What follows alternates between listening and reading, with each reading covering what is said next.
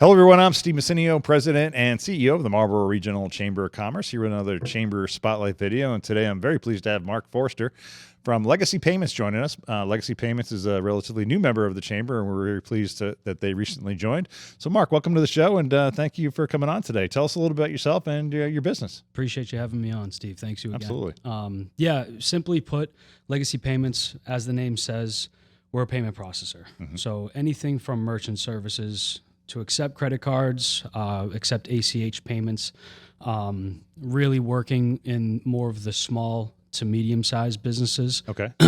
Mom and pop shops, right? Your retail stores, your mechanics. That's kind of really where we started. Mm-hmm. Since it's kind of developed more to helping service companies that may not be in a in-person presence, but they may be key entering transactions. And then we've also, done a lot with e-commerce as well. So we have a very wide range of who we work with, Mm-hmm. and why we started the whole company to begin with. I've been in the industry now going on 9 years. Mm-hmm. And right when the pandemic happened is when I decided I'm going to go out and do this on my own. But really, at the end of the day, experiencing so many conversations with business owners, it always comes down to that relationship. Mm-hmm. What I've learned is the name of the business, it's not important to them. Mm-hmm. Really, at the end of the day, all I care about and what we do to service is making sure cash flow is there on time, making Right. sure that they're getting paid on time and it's not costing them an arm and a leg. Gotcha. Yeah, and there's so many companies like yours out there. Obviously, Right. Obviously, seems like a very competitive industry. How do you set yourself apart? You mentioned a little bit of some of that right there in your last comment, but how do you what does Legacy do differently than say some of the other companies that gives that good customer service experience that companies are willing to work with you for? Yeah, that's a good question. Because there's a tremendous amount of them, right? Mm-hmm. It's a very competitive industry. We totally understand that. So no, it's not like the whole rate thing, right? Like, I'll be honest, anybody is going to be able to negotiate rates with people. At the end of the day, the big thing that separates us is having that business owner's mindset, if you will, seeing their perspective in terms of, the beautiful thing is we've worked with so many industries, so we're actually able to understand their business model. It could be as easy as taking a card at a restaurant, but it could be much more complex if there's different contracts and customer agreements that are in place, different payment structures that are in place in terms of payment plans, subscription-based models. So it's really understanding what their needs are and taking their perspective into place. So that way it's not just us saying, yeah, look, we're going to save you money. It's really, okay, why don't we make this fit your operation the best way we can? And, saving money is just the bonus on top. So it's just more. It's obviously more than saving money. That's for you guys. Yeah. If we get them savings, that's cool. But if they have to do 3 other steps that they didn't have to before, what's the point? Right. So no, that makes sense. So what are some things that are coming down the pike or happened recently in the industry that you think business owners or people that you work with should be aware of? In terms of how they process payments and what they can expect in terms of money's coming in and out. Absolutely. I think the big thing, because it definitely, at least here in the state of Mass, I still think it's a gray area, but the whole notion of it's called cash discount. Essentially, I'm sure you've seen it. The gas stations have done it for years, where you pull up, you see the cash price. As soon as you put your card in, it's going to cost you a little bit more. So that's something that I think is going to continue to grow in popularity. Mm-hmm. It's legal in all 50 states, where essentially, if the business owner elects to, they can pass those fees on to the customer instead of them having to pay all the fees at the end of the month. Right, because a lot of those credit card fees, and depending on the type of cards they are, can be pretty high. Yeah. Next to rent and payroll, it's probably right up there. Wow. Yeah. That's crazy. Yeah. So is there a process of notification that businesses have to share with their customers with respect to that type of situation where they were going to pass the essentially costs of using cards onto the customer? Yeah, I mean, at the end of the day, the only thing we really just let people know of and be aware of from the business owner is saying, listen, if you would like, we can provide signs, right? Mm-hmm. So if you want to put a sign right at the front of the door, awesome.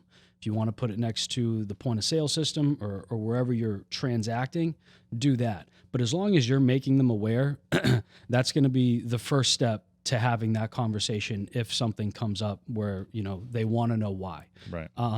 Really, at this day and age, I think it's gained so much popularity just because, the conversations that we're having with business owners, whether it's, the restaurant, their inventory and their food purchases is going up.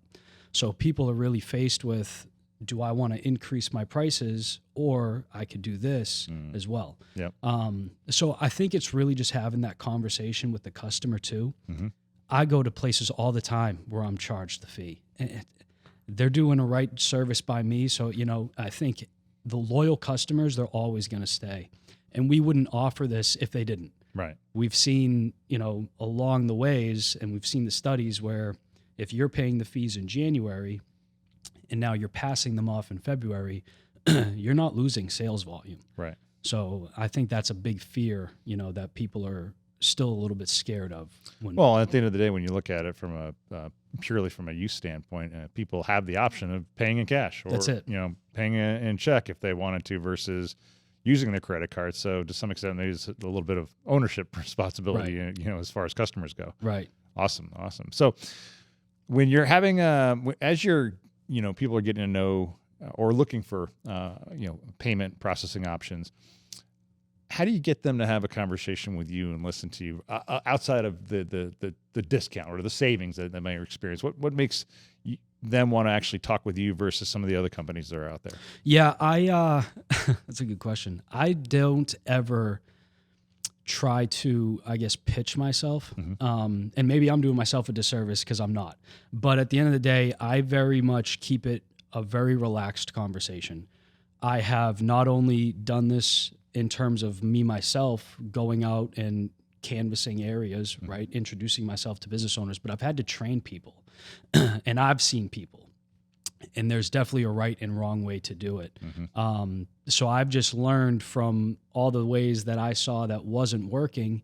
And I realized if I go in and I immediately talk about savings or I talk about something that is going to grab someone's attention for sure, these business owners have heard that a million times. Right. So it's really just about understanding and having some commonality with them. Mm-hmm. That's kind of, I think the biggest separation there is making sure that they understand that I understand their business. Like me, myself as a business owner, I get things that you're going through. And I've worked with, XYZ restaurant, so I understand the infrastructure that you have in place. Mm-hmm. Or I've worked with, ABC Motors, so I understand what you guys have to do in the different bays that you have. So it's really just about establishing that type of relationship and then letting that conversation, divert the relationship there to see, again, when prices comes up, let's see how much we can save you. Awesome. So you mentioned a couple industries, earlier. I mentioned auto, you mentioned restaurants, and even e-commerce. Is there a particular focus for you in your business in terms of the type of companies you want to work with, or do you have, you kind of like just be as diverse as possible? Yeah, we like to be diverse. I would say for the most part, you're going to find that what we focus on is really in person. Mm-hmm. But that being said, the reason why we diversify is because if it's restaurant, some of these retail establishments, they're deemed more low risk industries. Mm-hmm. Where if I'm, operating and working with an e-commerce brand or a very big coaching consultant, right? Sure. Maybe it's a high ticket service that's deemed more as higher risk, simply because of the, chargeback opportunity that may or may not happen. Right. So we keep it diversified just to have that balance in our portfolio. But I would definitely say, I think the most part is going to be focused on working on in person, building those relationships, the community relationships around town. Excellent. Lastly, when you think about the chamber community and the various businesses that are in it, what are the ones that are the business people that you like to connect with from a referral partner relationship? The ones that kind of have some symmetry where you can, share referrals back and forth and that type of thing. Yeah, we've always found success with CPAs and bookkeepers. That has been a very big piece of the business, especially again, they have this relationship already with a business owner. They already understand the business owner's books and numbers. So it's very easy for an introduction to be had there. And obviously we work with a variety of different business owners that talk to us about their finances as well. So it's definitely symbiotic. I would say outside of that, another large opportunity would be on the web development space. Okay. So anybody that is in more of the marketing space or the web developer space, especially if you're actually building the website for them, instead of plugging it into Stripe or whoever, having an introduction to us, that's a very large opportunity for us that we thrive on as well. Awesome. Great. Is there anything else you want to share that you haven't talked about so far? No, I mean, I'm pretty much, that's pretty much it. Awesome. You guys definitely, feel free, if you have more questions, things that you guys would like to hear about, you can always go to the website, legacypayments.co. You can email me, mark@legacypayments.co. Text me, my cell phone, 508-654-3586. Pretty available. I'm not one to not take a call. So definitely whatever you guys might need, would definitely love to be able to just provide insight. Yeah, and actually the nice part is I think you'll be joining us for one of our referral group meetings coming up, presenting a little bit more information about Legacy Payments. So if you'd like to meet Mark in person, please look at our calendar, marlboroughchamber.org, for the events tab, and sign up for, I think it's the March, one of the March referral group meetings, and you get to meet Mark in person. Otherwise, definitely give him a call, reach out to him by text or whatever. He's a great guy and he has a great business, and we certainly want to encourage people to connect with him and get to know what he and his team do a little bit better, so that you can be better prepared to not only maybe utilize the services, but also refer business his way. So, Mark, thanks again for coming on today. Really appreciate you being here. Thanks again, Steve. Appreciate it, man. All right. That does it for today's Chamber Spotlight video. Thanks for watching, and we'll see you in the next episode.